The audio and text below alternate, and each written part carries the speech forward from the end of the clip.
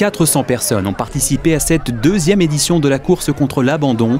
Face au succès de l'année précédente, l'association Roquetton a souhaité réitérer l'expérience avec toujours les mêmes valeurs, sensibiliser pour lutter contre la maltraitance animale et l'abandon.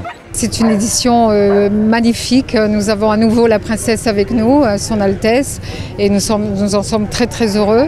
Nous avons les chiens, la joie, les couleurs, la beauté, le ciel, puisque ce matin il faisait un peu pas très beau et que maintenant nous avons le beau temps. Donc une journée exceptionnelle avec des chiens qui sont là, des chiens à l'adoption aussi, donc il faut y penser.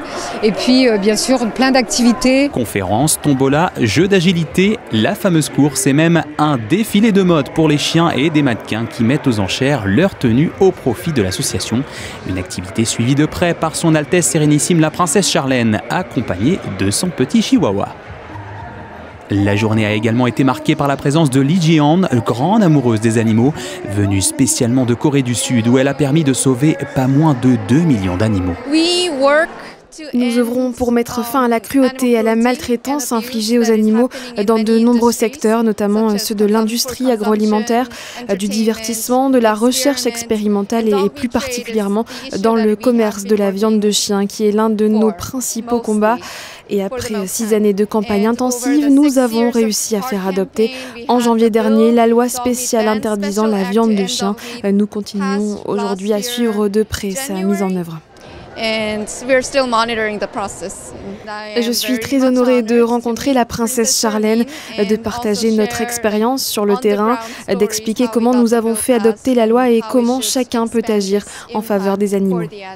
Grâce à cet événement, l'association Roquetton pourra aider de nombreuses associations et encourager à l'adoption. Les dons sont reversés justement à des associations qui ont des difficultés ou des refuges qui ont des difficultés à chaque année.